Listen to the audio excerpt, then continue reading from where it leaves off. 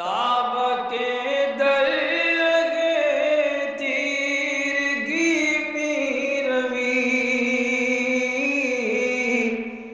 بہر توبہ درائے شباب غوی بشنو از گوش دل مثنوی معنوی در رہے صدق برتا مسمم شوی بشنو از گوش دل مثنوی معنوی در رہے صدق برتا مسمم شوی۔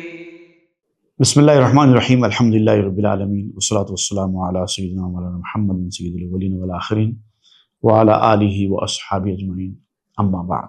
عرب مہمان کے حضور صلی اللہ علیہ وسلم کے پاس آنے کا تذکرہ چل رہا تھا، جس میں اس نے غلاظت کی تھی، اور پھر اس غلاظت کو حضور صلی اللہ علیہ وسلم نے اپنے دست اقدس سے صاف کیا، اور اس کو ایسی مہمان نوازی دکھائی کہ اس کا دل پسیج گیا اور وہ اسلام سے قریب ہو گیا۔ یہ واقعہ چل رہا تھا، اور اس واقعے کے دوران بہت ساری اہم باتیں سامنے لائی گئیں، اور بہت ساری باتوں سے ہم کو واقف کرایا گیا کہ حقائق کیا ہیں۔ اور اس دوران یہ بھی بیان کیا گیا تھا کہ انسان کے دل کی جو حالت ہوتی ہے وہ انسان کے یا تو قول سے ظاہر ہوتی ہے یا فعل سے ظاہر ہوتی ہے۔ آپ کسی کو جاننا ہے کہ کیسا آدمی ہے تو اس کی باتوں اور اس کے اعمال کو دیکھ کر اندازہ کر سکتے ہیں، یہ اس کے گواہ ہوتے ہیں اس کے باطنی کیفیات کے۔ لیکن جو اہل دل ہوتے ہیں، دل والے ہوتے ہیں، ان کو ان چیزوں کی ضرورت نہیں پڑتی، وہ بغیر قول اور بغیر فعل کے بھی انسان کی حقیقت کا، اس کے دل کی کیفیات کا پتہ چلا لیتے ہیں۔ دل کے اندر جو چھپا ہوا ہوتا ہے وہ راز ہوتا ہے، اور راز کسی قدر اس کے اقوال اور اس کے اعمال سے ظاہر ہوتا ہے، لیکن اقوال اور اعمال سے جو راز ظاہر ہوتے ہیں وہ بھی مکمل نہیں ہوتے، کسی قدر ظاہر ہوتے ہیں۔ لیکن دل کے اندر جھانک کر جو لوگ باتیں معلوم کرتے ہیں، حقائق کا پتہ چلاتے ہیں، اس کو صوفیہ کی اصطلاح میں اشراف علی الخواطر کہتے ہیں، دلوں کے اندر کی باتوں کا جان لینا۔ تو یہ جس کو حاصل ہوتا ہے وہ ایسی گواہی ان کے پاس موجود ہوتی ہے کہ جس کو جھٹلایا نہیں جاتا۔ یہ تذکرہ کرتے ہوئے بڑی کام کی باتیں بیان کی گئی تھی، لیکن اس کے بعد مولانا روم فرماتے ہیں کہ این سخن پایا ندارت مصطفیٰ عرض کر دیمانو پذرفت آفتا۔ اب اگر اس موضوع پہ میں گفتگو کروں تو بات بہت طویل ہو جائے گی۔ اب پلٹ کر ہم آتے ہیں کہ مصطفیٰ صلی اللہ علیہ وسلم نے اس عرب کے مہمان کے سامنے ایمان پیش کیا، جیسا کہ اس نے خواہش کی تھی کہ آپ میرے اوپر شہادت پیش کیجئے، میں دائرہ اسلام میں داخل ہونا چاہتا ہوں۔ تو حضور صلی اللہ علیہ وسلم نے اس کو شہادت کا کلمہ سکھایا اور ایمان کی باریکیوں سے واقف کرایا۔ شہادت را کہ فرغ بوداست بند ہائے بسترا بخشوداست۔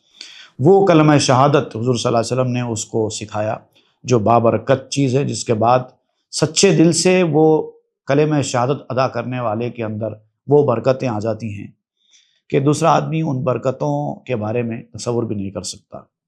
یہ بندھی ہوئی بندشوں کو کھول دیتا ہے۔ انسان دنیا میں بہت ساری بندشوں میں گھرا ہوا ہوتا ہے، لیکن اگر وہ سچے دل سے کلمہ پڑھ لے تو وہ ساری بندشیں کھل جاتی ہیں۔ گشت مومن گفت اورا مصطفیٰ کم شبہ ہم باش تو مہمان ماں۔ اور جب وہ ایمان کی دولت سے مالا مال ہو گیا، اس نے کلمہ شہادت پڑھ لیا اور ایمان کی باریکیوں سے واقف ہو گیا، تو اس رات اس کو مصطفیٰ صلی اللہ علیہ وسلم نے ایک بار پھر فرمایا کہ آج کی رات بھی تو ہمارا مہمان بن جا۔ اب تو آیا تھا اپنی مرضی سے ہمارا مہمان بنا تھا، لیکن آج ہم اپنی مرضی سے تجھے اپنا مہمان بنانا چاہتے ہیں۔ گفت واللہ تعبد ضیف تو ہم ہر کجا باشم باہر جا کے روم۔ تو اب اس نے جواب میں کہا کہ آپ مجھے اپنا مہمان بنانا چاہتے ہیں، لیکن میں ایمان کی جس دولت سے مالا مال ہو گیا ہوں، اس کے بعد تو میں خدا کی قسم کھا کر کہہ سکتا ہوں کہ میں تو ہمیشہ ہی آپ کا مہمان ہوں۔ جہاں کہیں جاؤں گا، دنیا کے کس کونے میں بھی رہوں گا، حقیقت میں آپ ہی کا مہمان رہوں گا، کیونکہ سب کچھ آپ ہی کا ہے۔ دنیا جہاں سب آپ ہی کا گھر ہے، میں جہاں بھی رہوں گا آپ ہی کا مہمان رہوں گا، تو ویسے میں ایسا ظاہری طور پر آپ کا مہمان کیوں بنوں؟ زندہ کردہ موتخو دربان تو این جہانو آن جہاں برخان تو۔ آپ کا زندہ کیا ہوا مردہ دل انسان جس کو آپ نے زندہ کیا ہو اور جس کو آپ نے آزاد کیا ہو بندشوں سے، پریشانیوں سے، وہ اب کسی اور کا قیدی کیا ہو سکتا ہے؟ وہ تو دربان ہو جاتا ہے۔ اب میں آپ کے در کا دربان ہو گیا ہوں، اس جہاں میں بھی اور اس جہاں میں بھی، جہاں بھی کھاؤں گا وہ آپ ہی کا دسترخوان ہوگا۔ دیکھیے اس کے دل کی دنیا ہی بدل گئی ایمان کی دولت حاصل ہونے کے بعد۔ ہر کے بگزینت جزیں بگزیدہ خاں، عاقبت درت گلویش استخاں۔ آپ کا جو دسترخوان ہے وہی اصلی دسترخوان ہے، وہی نجات دلانے والا دسترخوان ہے۔ اس دسترخوان سے ہٹ کر کوئی آدمی کوئی اور دسترخوان کو اختیار کرے گا تو اس کا انجام اچھا نہیں ہوگا، ہڈی اس کا گلا پھاڑ دے گی۔ آپ ہی کا دسترخوان اصلی دسترخوان ہے۔ تو میں جب بھی کھاؤں گا، جہاں بھی کھاؤں گا، جو بھی کھاؤں گا، وہ آپ ہی کے دسترخوان کا کھاؤں گا۔ ہم تو کوئی الگ دیگ پکانے والے ہیں نہیں، آپ کی پکائی ہوئی دیگ سے کھانے والے ہیں۔ تو جو ملے گا وہ آپ ہی کی پکائی ہوئی دیگ کا حصہ ہوگا۔ ہر کے سوئے غیر خانے تو روت، دیو با اوداں کے ہم کاسا بود۔ اور جو آپ کا دسترخوان چھوڑ کر کسی اور کے دسترخوان پر جائے تو سمجھ لیجئے کہ وہ دسترخوان شیطانی دسترخوان ہے۔ جو غذا اس کو مل رہی ہے وہ شیطان کی جانب سے فراہم ہو رہی ہے۔ دو ہی دسترخوان ہے دنیا میں، ایک آپ کا دسترخوان، ایک شیطان کا دسترخوان۔ جو آپ کے دسترخوان کا کھاتا ہے وہ شیطان کے دسترخوان کی طرف دیکھتا تک نہیں ہے، اور جو شیطان کے دسترخوان کا کھاتا ہے وہی آپ کے دسترخوان سے دور جاتا ہے۔ ہر کے از ہمسائے گیے تو روت، دیو بے شکے کے ہمسایش بود۔ اور جو آپ کا پڑوس چھوڑ کر چلا جائے، آپ کی ہمسائیگی سے دور ہو جائے، آپ کے سائے سے دور ہو جائے، تو یوں مت سمجھو کہ وہ آپ سے دور جا کر بھی آپ کا رہ سکتا ہے۔ جو آپ سے دور جائے گا، جو آپ کے پڑوس سے دور جا کر رہ جائے گا، اس کا پڑوسی شیطان رہے گا۔ یا تو پڑوسی آپ ہوں گے یا پڑوسی شیطان ہوگا۔ ور روت بے تو سفر او دور دست، دیو بدھ ہمراہ ہو ہم سفرے ویست۔ اگر وہ آپ کے بغیر دور دراز کا سفر کرے، آپ کو چھوڑ کر کوئی اور جگہ جائے، تو شیطان اس کا ساتھی ہوگا اور شیطان کے دسترخوان کا شریک ہوگا۔ کھلے الفاظ میں یہ کہے کہ جس نے آپ کو چھوڑ دیا اس نے شیطان کو پکڑ لیا، یا یوں سمجھیے کہ جس نے آپ کو چھوڑ دیا شیطان نے اس کو پکڑ لیا۔ ور نشینت بے تو بر اسپِ شریف، حاسد ماہست دیورا ردیف۔ اگر وہ آپ کے بغیر کسی عمدہ سے عمدہ گھوڑے پر بھی سوار ہو جائے، بڑے سے بڑا مقام بھی حاصل کر لے، اگر آپ کا در چھوڑ کے وہ دنیا میں چاہے کتنا ہی ترقی کر لے، تو ہم اس کو اپنا نہیں مان سکتے، تب بھی وہ ہمارا حاسد ہے، وہ ہمارا نہیں ہو سکتا۔ آپ کی صورت سے میں کسی کے ساتھ بھی اچھا سلوک کر سکتا ہوں، لیکن آپ کے دشمن سے قربت، اس سے محبت نہیں ہو سکتی۔ اسی مفہوم کا ایک شعر میرا ہے، تیرے اخلاق کا کر لوں گا تتبع، لیکن تتبع کہتے ہیں فالو کرنے کو، پیروی کرنا، اتباع کرنا۔ آپ اخلاق والے ہیں، ہر کسی کے ساتھ اخلاق سے ملتے ہیں، تو میں آپ کی پیروی کرتے ہوئے میں بھی ہر کسی سے اخلاق سے مل لوں گا، اس میں کوئی حرج نہیں، کیونکہ آپ کی پیروی کا خیال ہے نا، تو میں اللہ کے دشمن سے بھی اخلاق سے بات کر لوں، کیونکہ آپ بھی ایسا کرتے تھے۔ تیرے اخلاق کا کر لوں گا تتبع، لیکن تیرے دشمن سے محبت نہیں ہونے والی، یہ نہیں ہو سکتا۔ اخلاق سے بات کر لوں گا لیکن محبت نہیں کر سکتا۔ تو یہ کہتے ہیں کہ چاہے وہ کتنے ہی عمدہ گھوڑے پر کیوں نہ بیٹھ جائے، وہ ہمارا حاسد ہے اور شیطان اس کے پیچھے سوار ہے، ہم تو یہ سمجھتے ہیں۔ ردیف، ردیف کا لفظ استعمال کیا گیا، ردیف کہتے ہیں پیچھے، چونکہ شاعری میں بھی قافیے کے بعد ردیف آتی ہے، اس لیے اس کا نام ردیف رکھا گیا ہے۔ ور بچا گیرت ازو شہناز او، دیو در نسلش بود امباز او۔ اگر اس کی شہناز بیوی، نازنین خوبصورت بیوی اگر بچہ جنے، ایسے آدمی جو آپ سے بغض رکھنے والا ہے، آپ سے دوری اختیار کرنے والا ہے، آپ کی تعلیمات پر عمل نہ کرنے والا ہے، اگر اس کی ماں بچہ جنے تو اس کی نسل میں شیطان بھی شریک ہوگا۔ نسل میں شریک ہوگا کا مطلب کیا ہے کہ اخلاق و اطوار کی جو تربیت ہے وہ بچے کی وہ شیطان کرے گا۔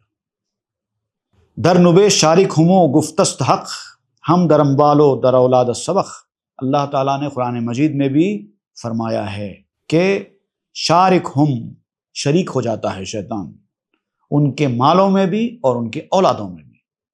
قرآن مجید کی ایک آیت ہے سورہ بنی اسرائیل کی، جس کو سورۃ الاسراء بھی کہا جاتا ہے، آیت نمبر 64۔ اس میں اللہ تعالیٰ نے اس کا ذکر کرتے ہوئے فرمایا، شیطان کو خطاب کیا گیا ہے، وَشَارِكْهُمْ فِي الْأَمْوَالِ وَالْأَوْلَادِ، اے شیطان تو ان کے مالوں میں اور ان کے اولادوں میں بھی شریک ہو جا۔ مطلب یہ کہ ان کی اولاد کی تو پرورش کر، تیرے بتائے ہوئے طریقے پر ان کی اولاد زندگی گزارے گی۔ جو اللہ کے نافرمان ہیں، رسول اللہ صلی اللہ علیہ وسلم سے بغض رکھتے ہیں یا دوری اختیار کرتے ہیں، ان کے ساتھ ایسا معاملہ ہوتا ہے۔ اللہ تعالیٰ فرماتا ہے شیطان کو، جاؤ ان کی اولاد پہ تم کنٹرول حاصل کر لو، نچاؤ اپنی مرضی سے، اور ان کے مالوں میں بھی۔ اور ایسے لوگ جو اپنا مال خرچ کرتے ہیں دنیا میں، شیطان کے اشاروں پر آ کر خرچ کرتے ہیں۔ مال تو دنیا میں سبھی خرچ کرتا ہے، ہر آدمی دنیا میں پیسہ خرچ کرتا ہے، لیکن اللہ والے اللہ رسول کے بتائے ہوئے طریقے کے مطابق خرچ کرتے ہیں، اور شیطان کی اتباع کرنے والے شیطان کے بتائے ہوئے طریقے کے مطابق خرچ کرتے ہیں، کیونکہ شیطان ان کے مالوں میں شریک ہو جاتا ہے۔ گفت پیغمبر ز غیب این راجلی در مقامات نوادر با علی، یہ بات حضور صلی اللہ علیہ وسلم نے غیب سے فرمائی حضرت علی کو۔ ایک مرتبہ حضرت علی کو یہ بات تعلیم دی حضور صلی اللہ علیہ وسلم نے کہ دیکھو اب نظر رکھو، اپنی اولاد پر نظر رکھو، اپنے مال پر نظر رکھو۔ یا رسول اللہ رسالت را تمام تو نبودی ہم چو شمس بے غمام۔ اب اس نے رسول اللہ سے عرض کیا کہ یا رسول اللہ آپ نے تو پوری رسالت کو دکھا دیا ہے کہ بغیر ابر کے سورج کیسا ہوتا ہے۔ مطلب ہدایت دینے والا آپ ایک ایسا سورج ہے جس کو کوئی ابر روک نہیں سکتا، ورنہ سورج کے سامنے جب ابر آ جاتا نا تو سورج کی روشنی مان پڑ جاتی ہے، دھوپ غائب ہو جاتی ہے، کبھی کبھار تو اندھیرا چھا جاتا ہے۔ سورج نکلا ہے لیکن زمین پر اندھیرا ہے، کیونکہ ابر بہت گھنا چھایا ہے، کالا ابر چھایا ہے۔ لیکن اے رسالت کے سرتاج، اے سورج آسمان رسالت کے، آپ جب روشن ہو جاتے ہیں تو کوئی ابر آپ کی روشنی کو رکا نہیں سکتا۔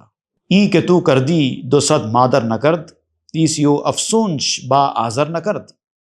جو کچھ دنیا میں آپ نے کیا، ہدایت کا جو کام آپ نے دنیا میں کیا ہے، وہ 200 ماؤں نے بھی نہیں کیا ہے اپنے اپنے بچوں کو ہدایت پر لانے کے لیے۔ ماں جو ہے بچوں کی تربیت کرتی ہے نا، کتنے بچوں کی تربیت کرتی ہے؟ جتنے بچے اس کے ہوتے ہیں اتنوں کی تربیت کرتی ہے۔ لیکن آپ نے جو ساری دنیا کی تربیت کی ہے، 200 ماؤں نے بھی ایسا نہیں کیا ہوگا۔ حضرت عیسیٰ اور ان کی دعا نے بھی آزر کے ساتھ ایسا نہ کیا ہوگا، ویسا کام آپ نے کیا۔ آزر سے مراد یہاں پر الف والا آزر نہیں ہے، جیسے ابراہیم علیہ السلام کے چچا کا نام تھا آزر، جو بت پرست تھے، اس کا ذکر قرآن مجید میں بھی ہے، لی ابی ہی آزرا کے نام سے۔ یہ وہ والا آزر نہیں ہے، یہ عین سے آزر ہے۔ یہ دراصل عیسیٰ علیہ السلام کے ماموں بتائے جاتے ہیں، یہ حضرت عیسیٰ علیہ السلام کے ماموں بتائے جاتے ہیں، اور عیسیٰ علیہ السلام کے بہت ہی قریبی رہے ہیں۔ عیسیٰ علیہ السلام بہت زیادہ آپ سے قربت رکھتے تھے، دوستی تھی دونوں میں ماموں بھاجے کی۔ اب وہ ماموں تھے واقعتاً یا نہیں تھے اللہ بہتر جانتا ہے، لیکن روایتوں میں کہا جاتا ہے کہ وہ حضرت عیسیٰ علیہ السلام کے حضرت بی بی مریم کے بھائی تھے۔ اور عیسیٰ علیہ السلام نے جن مردوں کو زندہ کیا، ان میں بڑے 4 واقعات بڑے خاص بتائے جاتے ہیں۔ 4 واقعات ایسے ہیں جو خاص مشہور ہوئے عیسیٰ علیہ السلام کے مردوں کو زندہ کرنے، اس میں سے ایک آزر بھی ہے۔ ان کا انتقال ہو گیا تھا آزر کا، اور عیسیٰ علیہ السلام چونکہ بہت خلوص رکھا کرتے تھے، تو آپ نے ان کی میت کے پاس جا کر ان کو پکارا کہ اللہ کے نام سے زندہ ہو جاؤ، اللہ کے حکم سے زندہ ہو جاؤ۔ وہ فوری اٹھ بیٹھے، اور بیان کیا جاتا ہے کہ اس کے بعد کئی سال تک زندہ رہے، اور پھر ان کی اولاد بھی ہوئی۔ اس کے علاوہ دوسرا ایک بڑھیا کا واقعہ بیان کیا جاتا ہے کہ ایک بڑھیا تھی، اس کا بیٹا مر گیا تھا، اس کا جنازہ جا رہا تھا، تو حضرت عیسیٰ علیہ السلام وہاں سے گزر رہے تھے۔ آپ نے جیسے دیکھا کہ بڑھیا کے بیٹے کا جنازہ جا رہا ہے، اور یہ بڑھیا اپنی بڑھاپے میں اپنے جوان بچے کے مرنے سے بہت غمزدہ تھی، تو عیسیٰ علیہ السلام نے اس جنازے کو روک کر بیٹے کو پکارا، اللہ کے حکم سے زندہ ہو جا۔ وہ بیٹا اٹھ کے بیٹھا اور سیدھا گھر کو گیا، اور پھر اس کو بھی اولاد ہوئی۔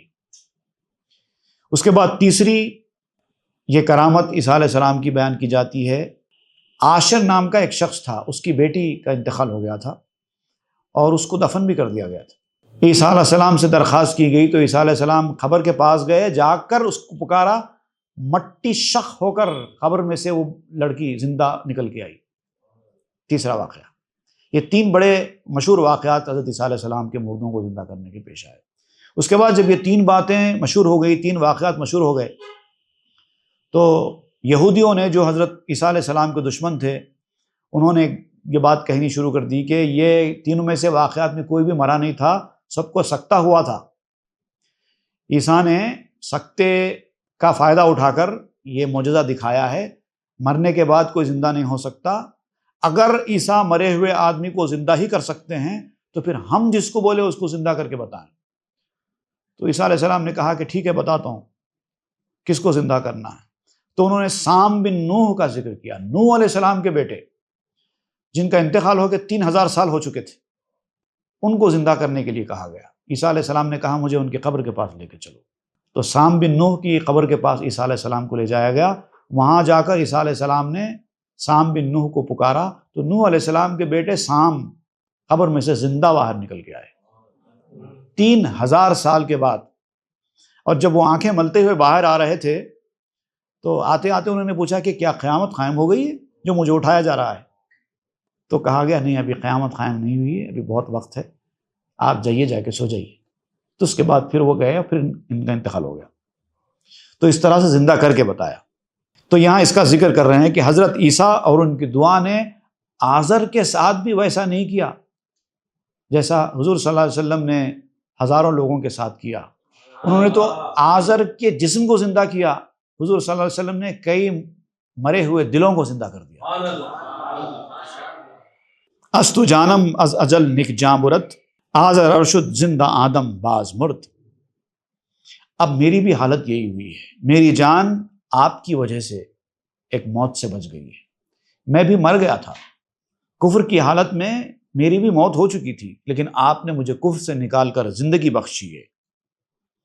اور آزر تو اس وقت زندہ ہوا اور ایک وقت کے بعد پھر مر گیا ہوگا، لیکن جس کو آپ زندہ کر دیتے ہیں وہ پھر کبھی مرتا نہیں ہے۔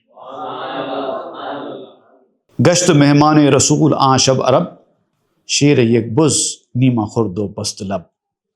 اب یہ ساری گفتگو تو ہوئی، لیکن چونکہ حضور صلی اللہ علیہ وسلم نے اس سے کہا تھا کہ آج کی رات پھر تم میرا مہمان ہو جاؤ، تو اب حضور کے ارشاد فرمانے کے بعد کوئی اور ریزن پیش کرنے کا تو سوال ہی پیدا نہیں ہوتا تھا۔ اس نے دل کی باتیں تو کہیں، لیکن حکم کی تعمیل بہرحال ضروری تھی، تو پھر ایک رات کے لیے وہ ایک بار پھر حضور صلی اللہ علیہ وسلم کا مہمان ہو گیا۔ اب یہاں پر کیا ہوا کہ وہ مہمان ہونے کے بعد بھوک لگی تو اس کو بکری کا دودھ نکال کر کھانے کے طور پر آدھا دودھ دیا گیا، تو اس نے آدھا دودھ پیا اور اس کا پیٹ بھر گیا۔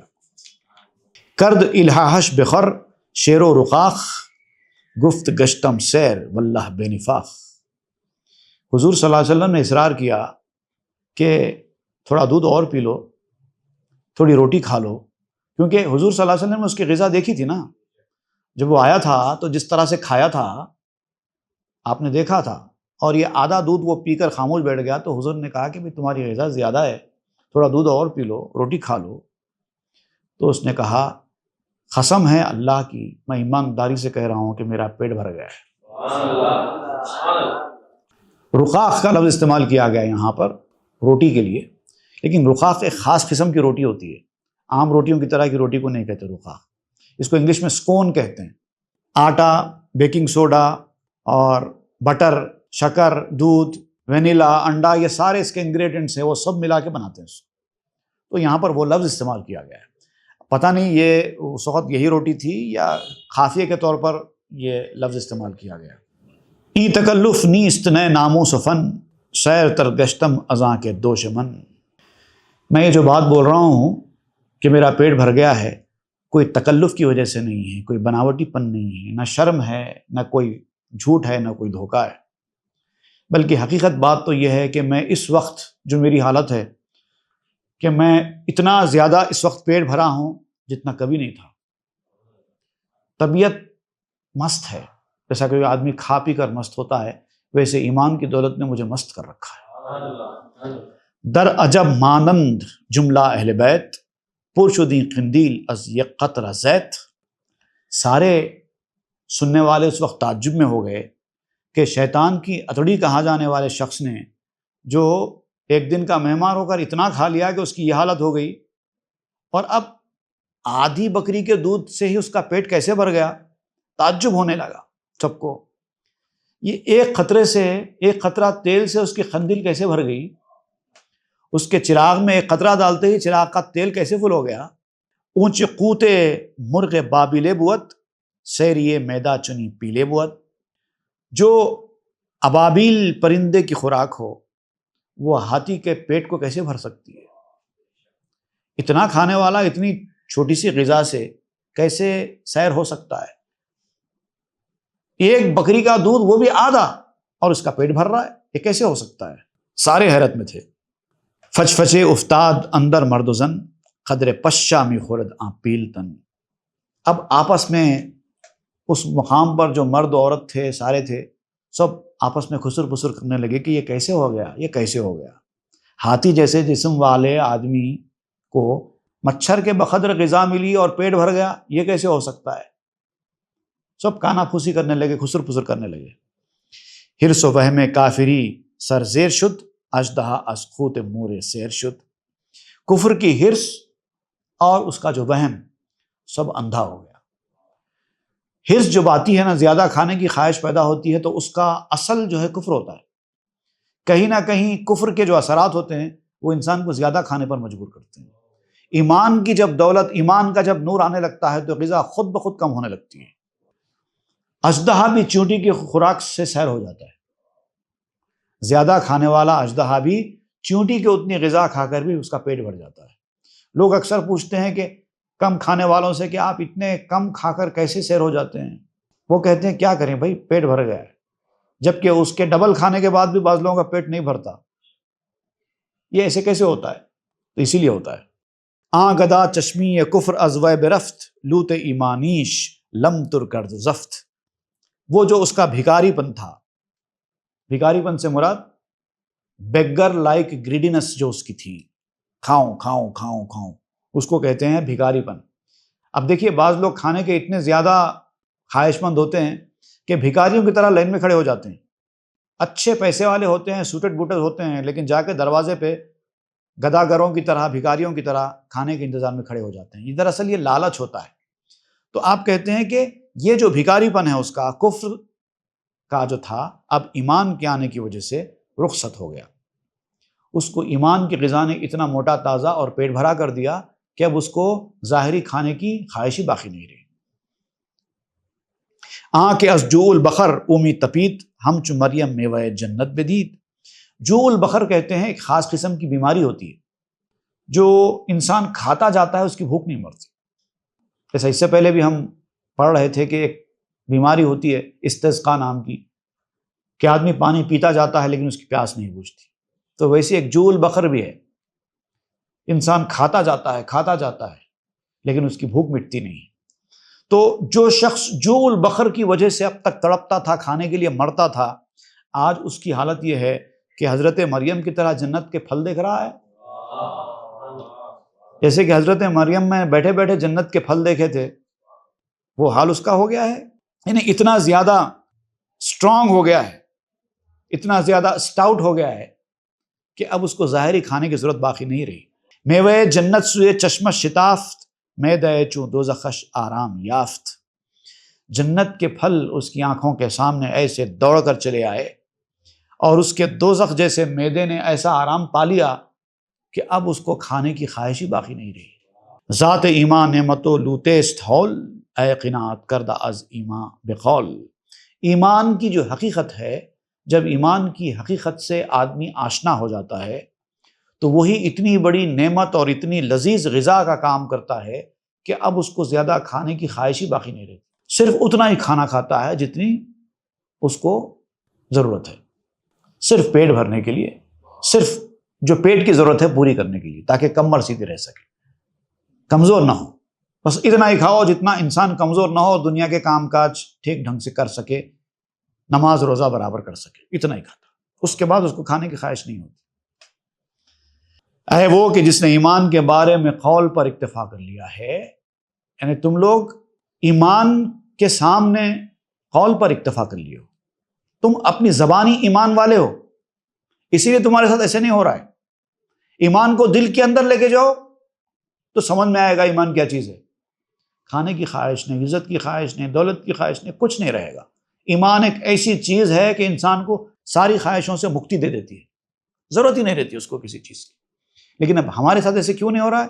اس لیے کہتے ہیں کہ آپ یہ تمہارا ایمان زبانی حد تک ہے، صرف قول کی حد تک ہے، منہ سے کلمہ پڑھتے ہو لیکن دل میں ایمان اترا نہیں ہے، منہ سے کہتے ہو اللہ ہمارا رب ہے لیکن یہ ایمان دل کے اندر نہیں اترا ہے، دل سے اللہ کو اپنا رب نہیں مانتے نا، صرف زبان سے بولتے ہو، اسی لیے اس کے اثرات نہیں ہو رہے ہیں۔ یہ ایمان کی دولت کو دل کے اندر اتارو، پھر تم کو کسی چیز کے کھانے کی خواہش باقی نہیں رہے گی۔ اب اس کے بعد اس کی وضاحت کرتے ہوئے آپ بیان کریں گے کہ ایک جسم کی غذا ہے، ایک روح کی غذا ہے۔ ایمان کا جو نور ہے وہ روح کی غذا ہے، اور یہ جو دنیاوی چیزیں ہیں یہ جسم کی غذا ہے۔ تو اب عام انسان کے ساتھ کیا ہوتا ہے کہ ان کی روح کی غذا الگ ہوتی ہے، ان کے جسم کی غذا الگ ہوتی ہے، لیکن جو اہل اللہ ہوتے ہیں روح کی غذا ان کی جسم کی غذا بھی ثابت ہو جاتی ہے، اسی لیے وہ لوگ کھانے پینے کی طرف زیادہ مائل نہیں ہوتے، اور شیطان بھی ان کے اوپر اثر انداز نہیں ہوتا۔ ہر کسی کے ساتھ شیطان پیدا ہوا ہے جس کا کام ہی لوگوں کو وسوسے ڈالنا ہے۔ حضور صلی اللہ علیہ وسلم نے ایک مرتبہ فرمایا کہ ہر انسان کے ساتھ جب وہ انسان پیدا ہوتا ہے تو اس کے ساتھ شیطان بھی پیدا ہو جاتا ہے، اور اس کا کام ہی یہی ہوتا ہے کہ اس انسان کو بھٹکانے کی کوشش کرے، وسوسے ڈالے۔ تو صحابہ نے اس کے یا رسول اللہ جب ہر انسان کے ساتھ شیطان پیدا ہوتا ہے تو آپ کے ساتھ بھی پیدا ہوا ہے کیا؟ کیونکہ آپ بھی تو انسان ہیں۔ تو حضور نے فرمایا کہ ہاں میرے ساتھ بھی پیدا ہوا ہے، لیکن فرمایا وَلَٰكِنَّ اللَّهَ أَعَانَنِي عَلَيْهِ فَأَسْلَمَ، لیکن اللہ تعالیٰ نے اس کے اوپر مجھے ایسا غلبہ دے دیا ہے کہ وہ تو مسلمان ہو گیا ہے۔ اب یہاں پر مسلمان ہونے سے کیا مراد ہے کہ اس نے بھی کلمہ پڑھ لیا ہے؟ ایسا نہیں ہے، مسلمان ہونے سے مراد یہ ہے کہ ہمت ہار دیا ہے، سرنڈر ہو گیا ہے۔ مسلمان کہتے ہیں سرنڈر ہونے والے، وہ سرنڈر ہو گیا ہے کہ میں نہیں بھٹکا سکتا۔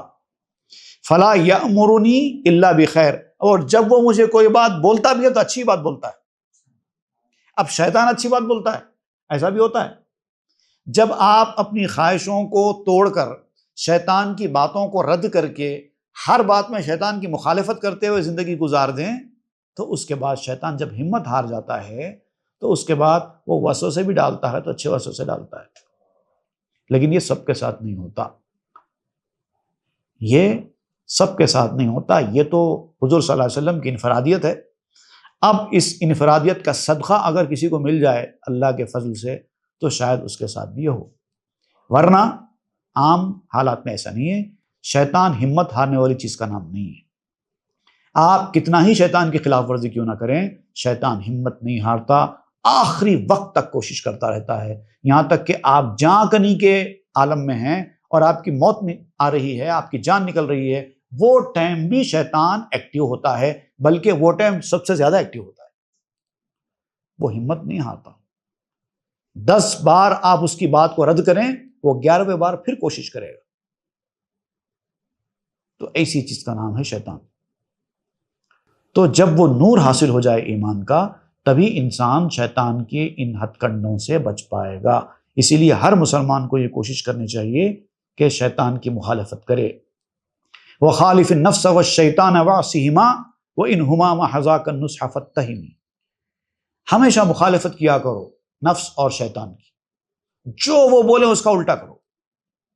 اگر وہ تم کو کچھ نصیحت بھی کریں تو اس نصیحت کو قبول مت کرو، وہ نصیحت ہوتی ہی نہیں ہے، الٹا کرو، اس کو نصیحت مانو ہی نہیں۔ یہی طریقہ کار ہے۔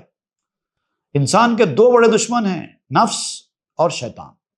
شیطان تو ازلی دشمن ہے، ہمیشہ ہمیشہ رہنے والا اور کھلم کھلا دشمنی کرنے والا۔ نفس کھلم کھلا دشمنی کرنے والا بھی نہیں ہے اور ازلی دشمن بھی نہیں ہے، ہمیشہ رہنے والا دشمن بھی نہیں ہے۔ وہ دشمنی کرتا ہے اس وقت تک کرے گا جب تک کہ آپ اس کو تربیت نہ کریں. جب وہ تربیت کر دیں گے تو پھر دشمنی چھوڑ دیتا ہے، اور اس کی دشمنی چھپی ہوئی ہوتی ہے، ہمدردی کے ساتھ ہوتی ہے. آپ سمجھتے ہیں کہ میرا دل بول رہا ہے، آپ اس کو اپنی طرف منسوب کرتے ہیں، لیکن وہ دل نہیں بولتا، نفس بولتا ہے. تو یہ چھپی ہوئی دشمنی ہے اس کی، اور وہ تربیت کے بعد صحیح بھی ہو سکتا ہے. شیطان کبھی صحیح نہیں ہوتا. شیطان ازلی دشمن ہے اور کھلم کھلا دشمنی کرتا ہے، بول کے کرتا ہے کہ میں تمہارا دشمن ہوں، میں تم کو جہنم میں لے جانا چاہتا ہوں، پھر بھی آپ اس کی سنتے جاتے ہیں. تو اس حدیث کا کہ حضور صلی اللہ علیہ وسلم نے جو فرمایا کہ شیطان نے سرنڈر کر دیا ہے میرے سامنے اور مجھے وہ ہمیشہ اچھی بات کرتا ہے، اس کی تشریح کریں گے انشاءاللہ، وہ ہم آئندہ کے درس میں پڑھیں گے. وصلی اللہ تعالی علی خیر خلقہ سیدنا محمد وآلہ وصحبہ اجمعین والحمد للہ رب العالمین. تاب کے در لگے تیرگی میں روی، بہر توبہ درائے شباب غوی، بشنو از گوش دل مثنوی معنوی، در رہے صدق برتا مصمم شوی، بشنو از گوش